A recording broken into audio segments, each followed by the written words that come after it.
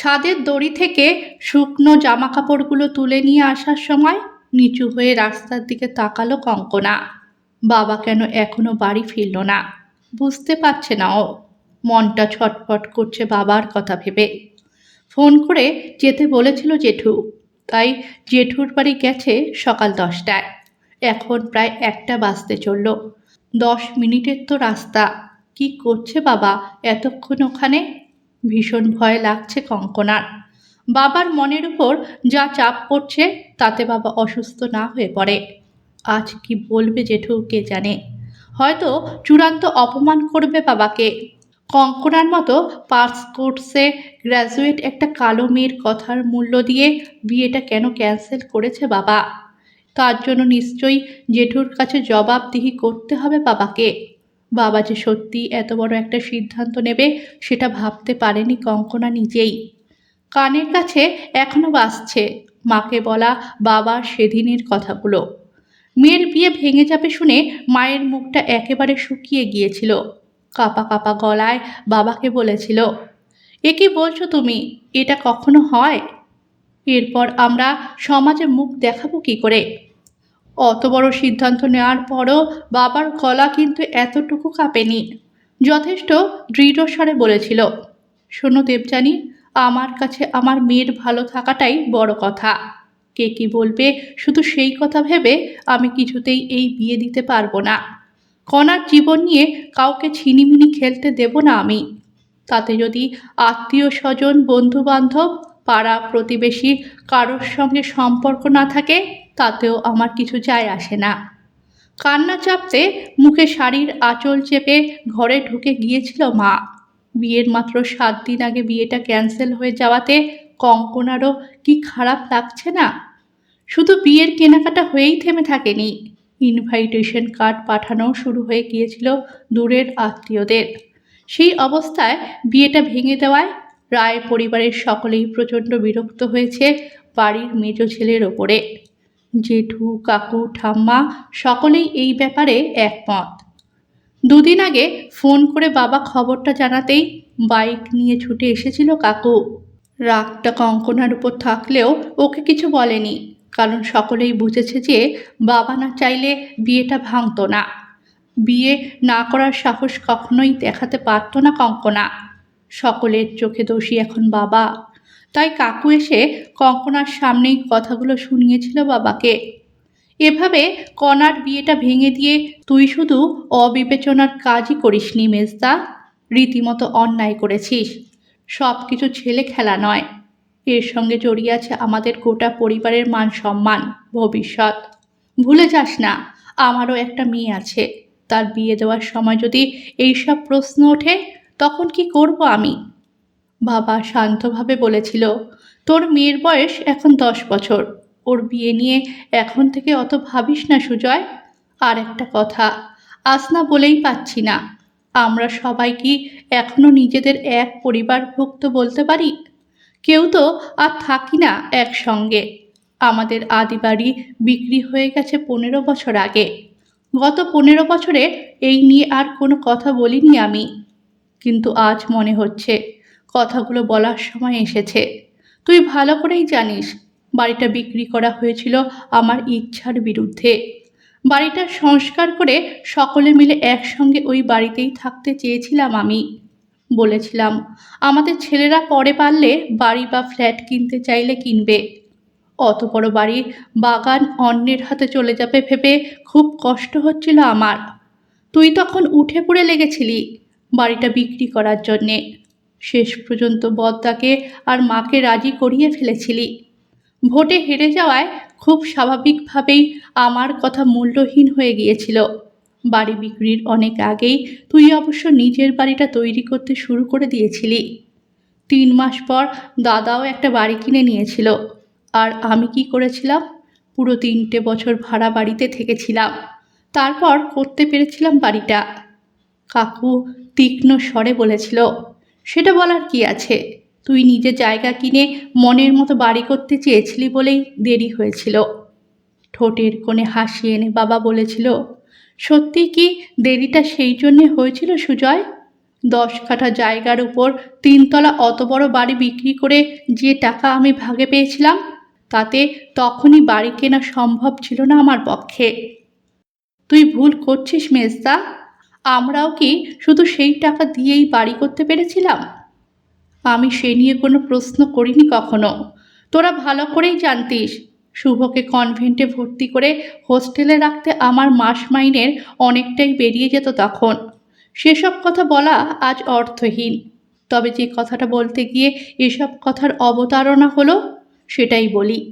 এখন আমরা 3 ভাই 3টে আলাদা বাড়িতে থাকি। তুই আর বদ্দা তবু কাছাকাছি থাকিস। আমার বাড়িটা তোদের বাড়ি থেকে অনেকটাই দূরে। তেমন পরিস্থিতি হলে তুই বরং সকলকে বলে দিবি যে তোর মেজদার সঙ্গে তোর কোনো সম্পর্ক নেই। তাহলেই তো ঝামেলা মিটে যাবে। রাগে ফুঁসতে ফুঁসতে কাকু বলেছিল, বেশ, তাই বলবো এবার থেকে। অন্যদিন মায়ের হাতের 1 কাপ চা অন্তত খেয়ে যায় কাকু, কিন্তু সেদিন আর 1 মিনিটও না বসে বিরক্ত মুখে বাড়ি থেকে বেরিয়ে গিয়েছিল। খুব খারাপ লেগেছিল কঙ্কনার কাকুর কথাটা শুনে। এ ব্যাপারে যদি কঙ্কনাকেই সবাই দায়ী করত, তাহলে অন্তত একটু মানসিক শান্তি পেত ও নিজে। কিন্তু আত্মীয় স্বজন থেকে শুরু করে প্রতিবেশীরা পর্যন্ত বাবাকেই কথা শোনাচ্ছে এর জন্যে। দাদা তো গতকাল সন্ধে এসে পরিষ্কার জানিয়ে দিয়ে গেছে নিজের মতামত। বাবাকে আর ওকে শুনিয়ে শুনিয়ে মাকে বলেছিল, ভবিষ্যতে যদি কখনো কোথাও কণার বিয়ে ঠিক হয়, সেই বিয়েতে আমাদের যেন ডেকো না আর তোমরা। কথাটা শুনে মা কাঁদছিল খুব, কিন্তু বাবা নিজের সংকল্পে অটল ছিল। বেশ কঠিন স্বরেই বলেছিল, সন্ধি প্রায় এখনো পর্যন্ত কারোর ভরসায় যে চলেনি, সেটা আর কেউ না জানুক। তুই অন্তত ভালো করেই জানিস শুভ, ভবিষ্যতে যদি আমাকে অন্যের উপর ভরসা করে চলতেই হয়, তখন না হয় দেখা যাবে। তার আগে অন্যের পরামর্শ মতো চলার প্রয়োজনীয়তা বোধ করছি না আমি। অবশ্য তোর উপর ভরসা করার কথা স্বপ্নেও ভাবি না আমি কোনো দিন। তুই তো আসিস মাসে একবার, 1-1.5 ঘন্টার জন্য। তোর মা তাতে বিগলিত হতে পারে, তবে আমি হই না। কারণ তোর এই আশাতে তোর শ্রীবদন দেখা ছাড়া আর কোনো বিশেষ উপকার হয় না আমার।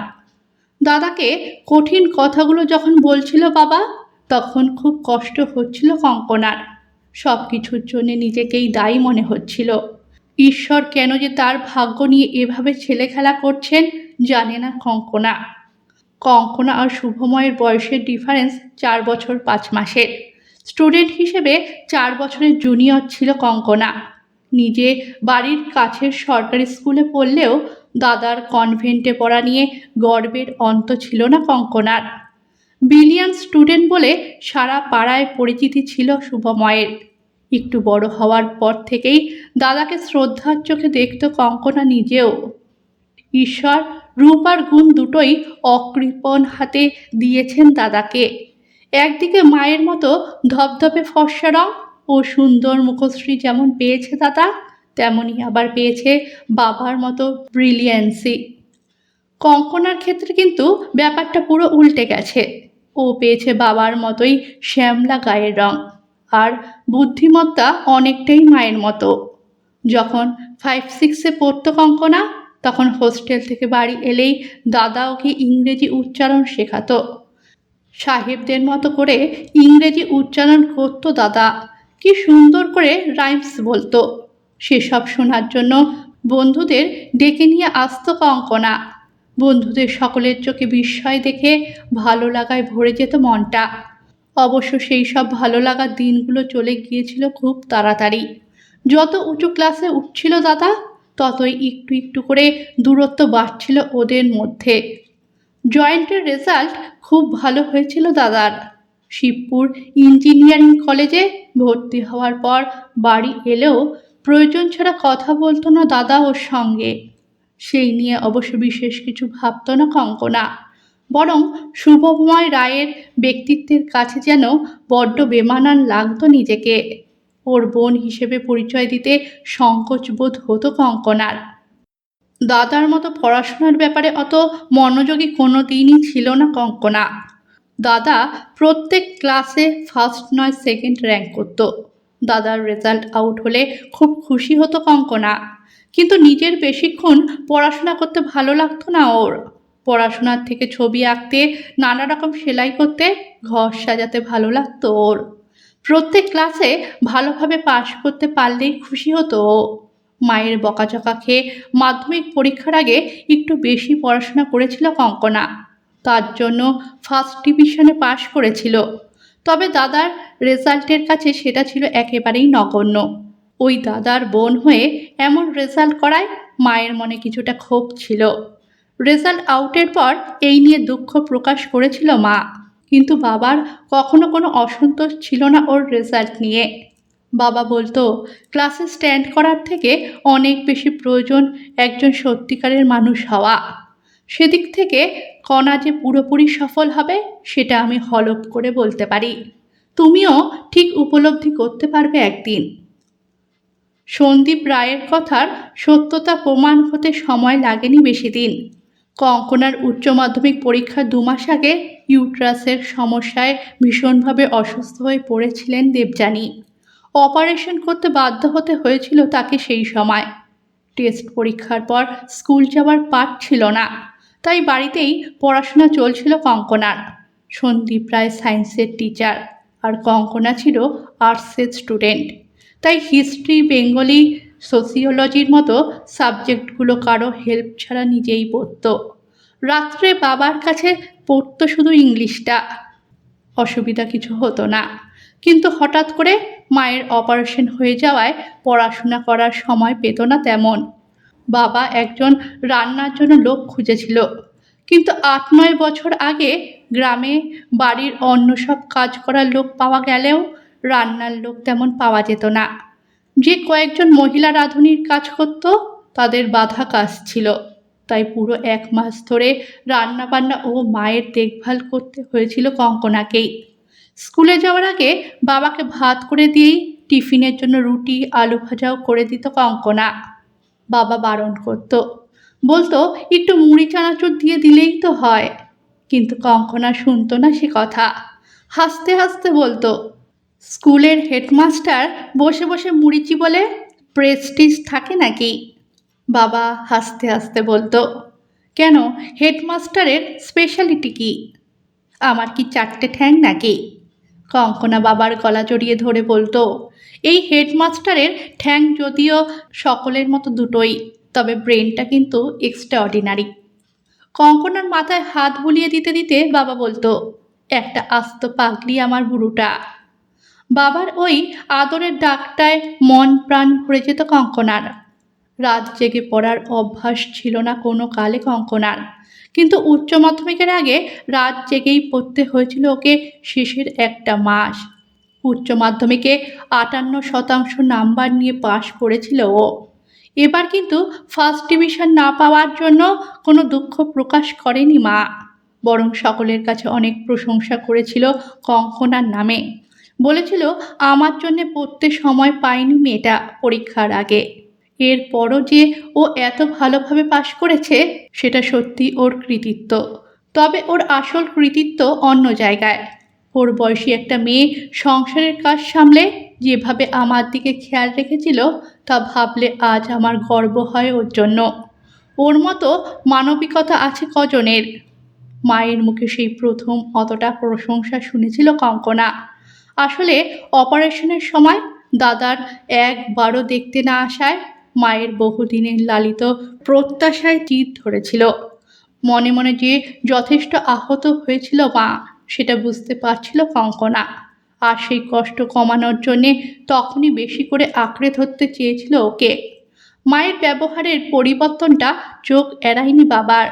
দীর্ঘশ্বাস চেপে রেখে বাবা বলেছিল, জানিস মা, ঈশ্বর হয়তো সেই কারণেই মাঝে মাঝে ধাক্কা দিয়ে নাড়িয়ে দেন আমাদের।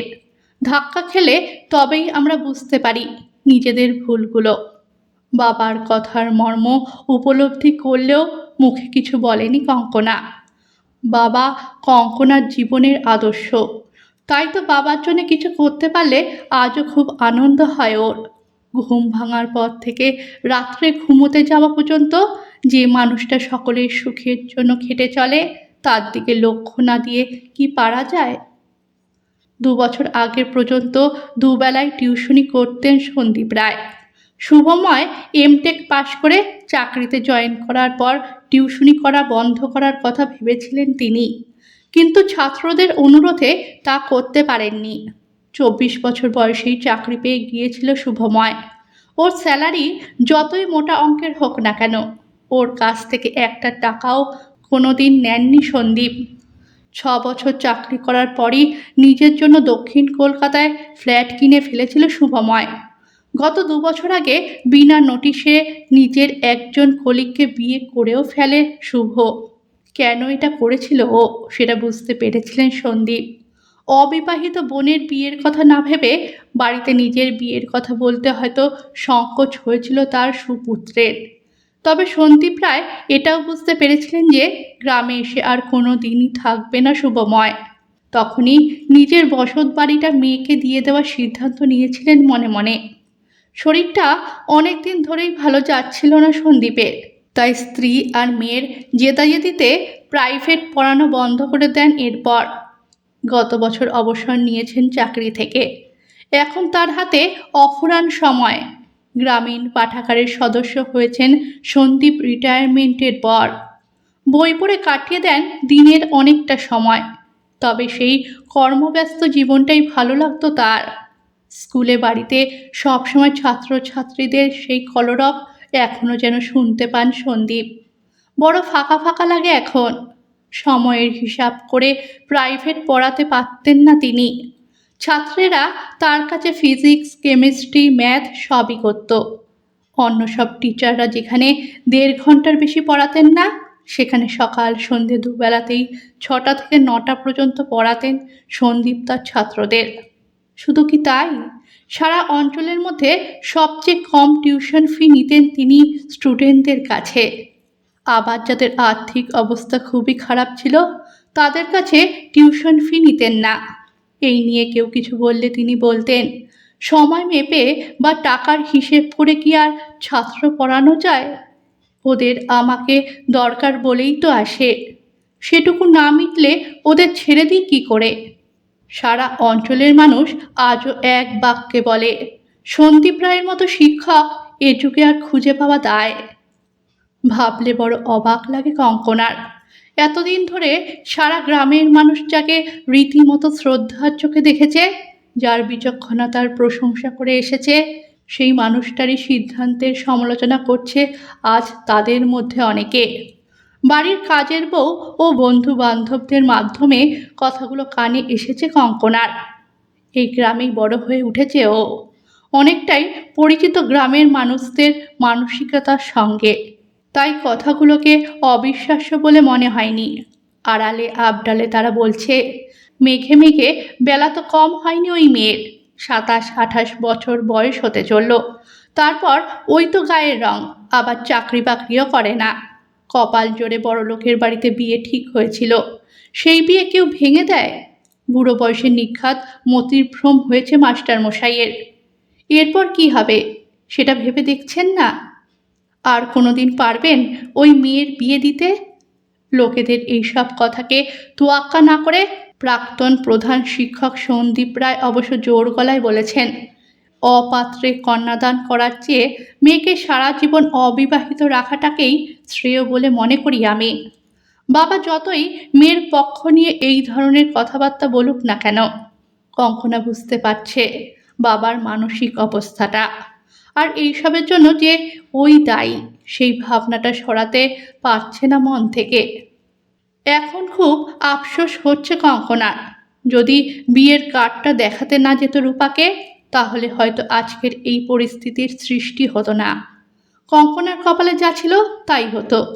কত মেয়েরই তো শুধু নামেই বিয়ে হয়, স্বামীর ভালোবাসা পায় না। কঙ্কনারও তাই হতো। তাহলে অন্তত বাবাকে এত সমালোচনার সম্মুখীন হতে হতো না। প্রাজ্ঞজনেরা বলেন, আমাদের জীবনে যা কিছু ঘটে তার সবটুকুই নাকি নিয়ন্ত্রণ করেন ঈশ্বর। তাহলে কি ধরে নিতে হবে ঈশ্বরের ইচ্ছাতেই এমন অঘটনটা ঘটল? একটা ব্যাপারে বড় আশ্চর্য লাগে কঙ্কনার। রূপাদের বাড়িতে ওর পিস্তত দাদার সেদিনের উপস্থিতিটা সত্যিই বিস্ময়কর। রূপাকে কার্ডটা দেখাতে গিয়ে খানিকক্ষণ গল্পগুজব করে চলে আসছিল কঙ্কনা। রূপা বলেছিল, আমি কাল যাব তোদের বাড়ি, কাকিমাকে বলে আসবো আগামী রবিবার তোর আমাদের বাড়িতে নেমন্তন্ন। আমার কর্তাই অবশ্য ঠিক করেছে ডেটটা। কঙ্কনা হেসে বলেছিল, আরে অনন্যাও বলেছে শুক্রবার দিন ওদের বাড়িতে খাওয়ার কথা। এ তো বেশ ভালো ব্যাপার। বিয়ের আগে সকলের বাড়ি ভালো মন্দ খেয়ে খেয়ে যদি একটু চেহারায় চেকনাই দেয় তো মন্দ হবে না। ওদের কথার মধ্যে ঘরে ঢুকেছিল ওর পিস্তুত দাদা বিজন। গ্রামেই বিয়ে হয়েছে রূপার, তাই আত্মীয় স্বজনদের সঙ্গে ওর যোগাযোগ ভালোই আছে। বিজনদা হাসতে হাসতে বলেছিল, বন্ধুকে একাই খাওয়াবি নাকি আমিও আসবো সেদিন? রূপা বলেছিল, তোমার তো ওই মুখেই সব, কত আসবে জানা আছে আমার। এলে তো খুব ভালো হয়, সবাই মিলে এনজয় করা যাবে। বিজনদা বলেছিল, তা তোর বন্ধুর বিয়েটা হচ্ছে কোথায় শুনি? কিছু না বলে কার্ডটা এগিয়ে দিয়েছিল রূপা বিজনদার দিকে। কার্ডটা দেখতে দেখতে ভ্রু কুঁচকে কি যেন চিন্তা করছিলেন বিজনদা। হঠাৎ প্রশ্ন করেছিলেন, আচ্ছা কঙ্কনা, এই নীলাদ্রি চ্যাটার্জি কোথায় চাকরি করে বলতে পারো? কঙ্কনা কোম্পানির নামটা বলতেই থমথমে হয়ে গিয়েছিল বিজনদার মুখটা। রূপা বলেছিল, আরে ওই কোম্পানিতেই তো বিজনদাও চাকরি করে। দু চোখে বিস্ময় নিয়ে কঙ্কনা তাকিয়েছিল বিজনদার দিকে। তাই বুঝি? আপনি তাহলে কি চেনেন নীলাদ্রি চ্যাটার্জিকে? ঘাড় নেড়ে সম্মতি জানিয়েছিলেন বিজনদা, কিন্তু কোনো কথা বলেননি। কঙ্কনা লক্ষ্য করেছিল ক্রমশ যেন বদলে যাচ্ছিল বিজনদার মুখের চেহারাটা। কারণটা বুঝতে পারছিল না কঙ্কনা, অথচ আর প্রশ্ন করতেও সংকোচ হচ্ছিল। তাই মনের মধ্যে অনেক জিজ্ঞাসা নিয়ে বাড়ি ফিরে এসেছিল কঙ্কনা। পরদিন সকালেই রূপা এসেছিল কঙ্কনাদের বাড়ি, তবে খাওয়ার জন্য কঙ্কনাকে নিমন্ত্রণ করতে নয়। চোখে মুখে দারুণ উৎকণ্ঠা নিয়ে কঙ্কনার ঘরে ঢুকেছিল রূপা। বারবার অনুরোধ করে বিজনদার কাছ থেকে নীলাদ্রি চ্যাটার্জির সম্বন্ধে যে খবরগুলো সংগ্রহ করেছিল ও সেটাই জানাতে এসেছিল। রূপা নিজেই ডেকে নিয়ে এসেছিল সন্দীপ রায়কে। বলেছিল, স্যার, আমি আপনাকে ও কণাকে একই সঙ্গে শোনাতে চাই কিছু কথা। আমি জানি না কণার বিয়ের সমস্ত আয়োজন হওয়ার পর এই কথাগুলো বলা আমার উচিত হবে কি না, তবুও কণার মতো ভালো মেয়ের কিছু খারাপ হোক এটা আমি চাই না, তাই না বলে পাচ্ছি না। সন্দীপ রায় বলেছিলেন, তুই আমার একান্ত স্নেহভাজন, শুধু ছাত্রীই নয়, আমার মেয়ের সবচেয়ে প্রিয় বন্ধু তুই। তুই যে কণার কতটা ভালো চাস সেটা আমি জানি। যা বলতে এসেছিস নির্দ্বিধায় বল। এরপর আর বলতে কোনো দ্বিধা করেনি রূপা। আজ কণা যখন আমাদের বাড়িতে বিয়ের কার্ডটা নিয়ে গিয়েছিল, তখন ঘটনাচক্রে বিজনদা মানে আমার পিস্তত দাদা এসেছিল। কার্ডটা দেখে বিজনদা কণার কাছ থেকে জানতে চেয়েছিল নীলাদ্রি চ্যাটার্জি কোথায় চাকরি করে। কণা উত্তরটা দিতেই বিজনদার মধ্যে একটা পরিবর্তন লক্ষ্য করি আমরা দুজনেই। খুব চিন্তিত লাগছিল ওকে। কণা চলে আসার পর আমি বিজনদাকে বারবার রিকোয়েস্ট করে জানতে পারি কিছু কথা। বিজনদার সঙ্গে একই ডিপার্টমেন্টে চাকরি করে নীলাদ্রি চ্যাটার্জি। ভীষণ উচ্ছৃঙ্খল টাইপের ছেলে নীলাদ্রি। অফিসের একজন ডিভোর্সি মহিলার সঙ্গে যে লিভ টুগেদার করে ও, সে কথা অফিসে সবাই জানে। নীলাদ্রির কথাবার্তা হাবভাবও প্রচণ্ড বেপরোয়া। বিয়ের খবর দেওয়ার সময় নীলাদ্রি কলিগদের সবার মাঝেই বলেছে, অনেক প্ল্যান করে গ্রামের একটা কালো মেয়েকে বিয়ে করছি। বিয়েটা করলে বাবা মাকে খুশি করা যাবে। ওরা আর আমাকে বিরক্ত করবে না বিয়ে করার জন্য। আর যাকে বিয়ে করছি তার নিজের কোনো কোয়ালিটি নেই, তাই বিয়ে হলেই খুশি। মা বাবার সেবা যত্ন করবে, খাবে দাবে আর টিভির পর্দায় চোখ লাগিয়ে বসে থাকবে মায়ের সঙ্গে। আমার পার্সোনাল লাইফ নিয়ে মাথা ঘামাবে না। কি প্ল্যানটা ভালো নয়? অনেকে নীলাদ্রির বুদ্ধির তারিফ করলেও কথাটা শুনে খারাপ লেগেছিল বিজনদার। কার্ডটা দেখে যখন ও জানতে পারল কণাই সেই পাত্রী, তখন ওর মন খারাপ হয়ে গিয়েছিল। আমি বিজনদার কাছ থেকে ডিটেলস নিয়ে এসেছি, কোথায় কার সঙ্গে থাকে নীলাদ্রি চ্যাটার্জি। কথাটা শুনে ডুকরে কেঁদে উঠেছিল কঙ্কনা। কাঁদতে কাঁদতে বলেছিল, আমি এই বিয়ে করব না বাবা। আর এক মুহূর্ত দেরি না করে নীলাদ্রির বাবাকে ফোন করেছিলেন সন্দীপ রায়। গম্ভীরভাবে জানিয়ে দিয়েছিলেন এই বিয়ে হবে না, কারণ জানার জন্যে ফোনটা নীলাদ্রিকে করতে বলেছিলেন। কঙ্কনার বিয়েটা ভেঙে যাওয়ায় সবচেয়ে বেশি মানসিক আঘাত পেয়েছেন দেবযানী। খাওয়া দাওয়া নামমাত্র করছেন, চোখ বন্ধ করে চুপচাপ শুয়ে থাকছেন বেশিরভাগ সময়। মাকে অনেক বুঝিয়েছে কঙ্কনা যে বিয়ে ভেঙে যাওয়ায় কোনো কষ্ট হচ্ছে না ওর। বিয়ে না করে মা বাবার কাছে থাকলেই ও ভালো থাকবে। তবু মন থেকে মেনে নিতে পারেননি দেবযানী ব্যাপারটাকে। মাকে রান্নাঘরে ঢুকতে না দিয়ে নিজেই রান্না করছে এই কদিন কঙ্কনা। মাছ থাকলে বাবা তবু ভালো করে ভাত খায়, কিন্তু 3 দিন বাবা বাজার না যাওয়ায় মাছ আসেনি। কাজের মাসিকে দিয়ে কয়েকটা ডিম আনিয়েছে কঙ্কনা। আজ ভাত, ডাল, পটল ভাজা আর ডিমের ডালনা রান্না করার প্ল্যান করেছে ও। কড়াই খুন্তির আওয়াজে কলিং বেলের শব্দটা শুনতে পায়নি ও, তাই বাড়িতে যে বাইরের কেউ এসেছে বুঝতে পারেনি। ড্রয়িং রুমের দরজায় দাঁড়িয়ে বাবা একটু জোরেই হাঁক দিলেন, কণামা 2 কাপ চা করে নিয়ে আয় তো। অসময়ে চায়ের অর্ডার, তাও আবার 2 কাপ। তার মানে বাবার কাছে নিশ্চয়ই কেউ এসেছে। সেটা জিজ্ঞাসা করা যায় না, তবে দুধ চা করতে হবে সেটা বুঝতে পারছে। কঙ্কনা ভেতর থেকেই বলল, আসছি বাবা। ট্রের মধ্যে চায়ের কাপ ও কিছু সল্টেড বিস্কুট নিয়ে ড্রয়িং রুমে ঢুকলো কঙ্কনা। সোফায় বসে আছেন একজন অপরিচিত ভদ্রমহিলা, বয়সটা 50-এর কাছাকাছি। তার পাশেই বসে আছে বছর 30-32-এর একজন যুবক। বাবা শুধু একা নয়, মাও বসে আছে একটা চেয়ারে। ভদ্রমহিলাকে দেখে বোঝা যাচ্ছে যে উনি বিধবা। যুবককে আগে দেখেছে বলেই মনে হচ্ছে, তবে কোথায় মনে পড়ছে না। কিন্তু অবাক লাগছে বাবা মায়ের মুখে হাসি দেখে। গত 3-4 দিন ধরে হাসতে ভুলে গেছে এ বাড়ির মানুষেরা। কঙ্কনা চায়ের ট্রেটা টেবিলে নামিয়ে রাখতেই হাত ধরে টানল বাবা। আয় মা, আমার পাশে বস। যুবকের সামনাসামনি বসল কঙ্কনা। বাবা বললেন, একে চিনতে পারছিস? কঙ্কনা ঘাড় নাড়ল, না, তবে মনে হচ্ছে কোথাও যেন দেখেছি। যুবক নিজেই বলল, আমার নাম বিতনু চক্রবর্তী। আমি শুভময়দের সঙ্গে একই বছরে পাশ করেছি উচ্চ মাধ্যমিক, তবে কনভেন্ট থেকে নয়, বাংলা মাধ্যম সরকারি স্কুল থেকে। স্যার 4 বছর প্রাইভেট পড়িয়েছেন আমাকে বিনা পারিশ্রমিকে। আসলে আমি তখন খুব রোগা ছিলাম, তাই হয়তো চিনতে অসুবিধা হচ্ছে তোমার। আমাকে যখন শেষ দেখেছ তুমি, তখন সম্ভবত তুমি ক্লাস 8-এ পড়তে। এবার যেন একটু একটু মনে পড়ছে কঙ্কনার ফর্সা আর দিকদিকে রোগা ছেলেটাকে। বাবা খুব ভালোবাসতেন ওকে, ওই একমাত্র ছাত্র যে দুবেলাতেই পড়তে আসতো বাবার কাছে। কিন্তু সেই পিংলে ছেলেটার এরকম হৃষ্টপুষ্ট চেহারা হলো কি করে? সন্দীপ বললেন, ও এখন কি করে জানিস? অধ্যাপনা, কেমিস্ট্রির প্রফেসরও। তবে স্বভাব বদলায়নি একটুও। সে স্কুল জীবনের মতোই বিনয়ী, নম্র আছে আজও। দেবযানী বললেন, একেবারে হিরোইক টুকরো ছেলে। ভদ্রমহিলা বললেন, সবই সম্ভব হয়েছে মাস্টারমশাইয়ের জন্য। ভিত্তা তো উনিই করে দিয়েছেন। প্রাইভেট টিউটর দেওয়ার সামর্থ্য তখন ছিল না আমার। উনি যদি দয়া করে না পড়াতেন তাহলে কি হতো জানি না। বিতনু হাসল, তাও একটু আধটু পড়ানো নয়, পারিশ্রমিক না নিয়ে দুবেলা। মহিলা বললেন, আমি রাধা চক্রবর্তী, তুমি তো কিছুই জানো না, তাই আমিই বলছি তোমাকে। বিতনু যখন ক্লাস 6-এ পড়ে তখন ওর বাবা মারা যায় একটা অ্যাক্সিডেন্টে।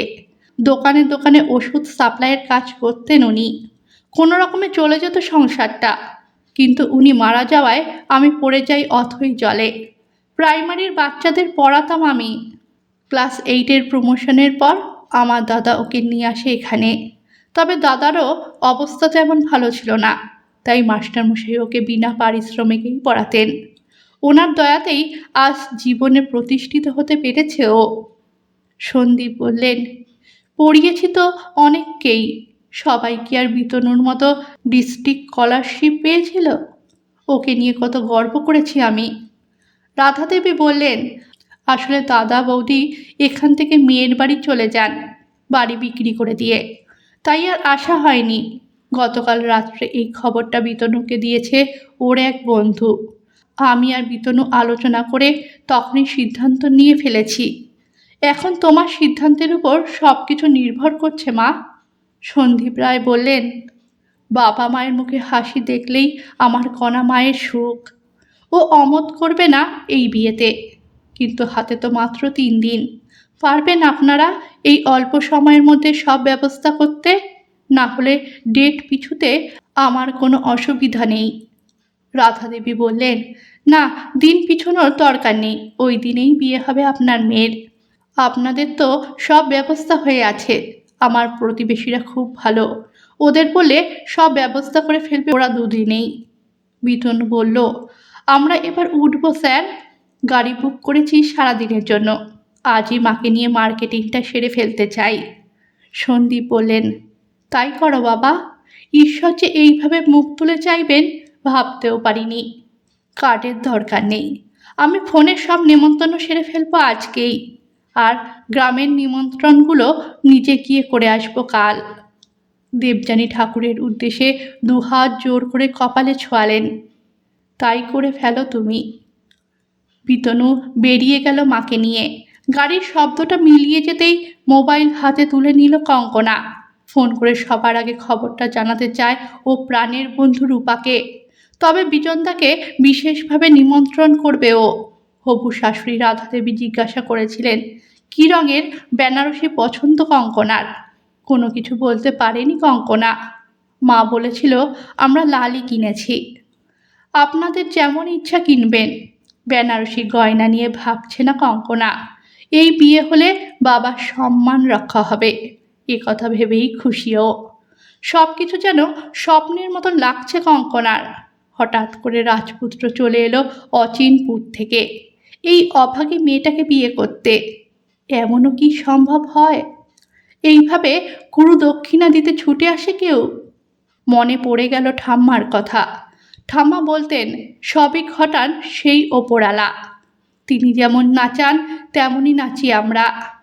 আজ কথাটা ভীষণভাবে সত্যি মনে হচ্ছে। না হলে বিয়ে ভেঙেও আবার সেই নির্দিষ্ট দিনেই ঠিক হয়ে যায় বিয়েটা। সব বাধা কাটিয়ে রায়বাড়িতে আজ সানাই বেজে উঠেছে। কন্যাদানের জন্য প্রস্তুত সন্দীপ রায়। কনের সাজে সজ্জিত কঙ্কনার অপেক্ষার অবসান ঘটিয়ে বর বেশে উপস্থিত হয়েছে বিতনু। সন্দীপ রায়ের দৃঢ়তার কাছে নতি স্বীকার করেছে তার ভাইয়েরা। আজ সব অভিমান ঠেলে রেখে তারা পাশে এসে দাঁড়িয়েছেন সন্দীপের। সস্ত্রীক এসেছে শুভময়ও। গ্রামের সমস্ত মানুষ ভীষণ খুশি। বিতনুর প্রশংসায় পঞ্চমুখ সবাই। সেই সঙ্গে গ্রামের সমস্ত মানুষ এক বাক্যে বলছে, সন্দীপ রায়ের মতো ন্যায়নিষ্ঠ আদর্শবান শিক্ষক আজ উপযুক্ত গুরু দক্ষিণা পেলেন। সার্থক হয়েছে তার শিক্ষাদান। বিতনুর কাছ থেকে পাওয়া এই গুরু দক্ষিণাকে সন্দীপ রায় নিজেও জীবনের সবচেয়ে বড় প্রাপ্তি বলেই মনে করছেন। গল্পটা ভালো লাগলে চ্যানেলটাকে সাবস্ক্রাইব করে পাশে থাকবেন।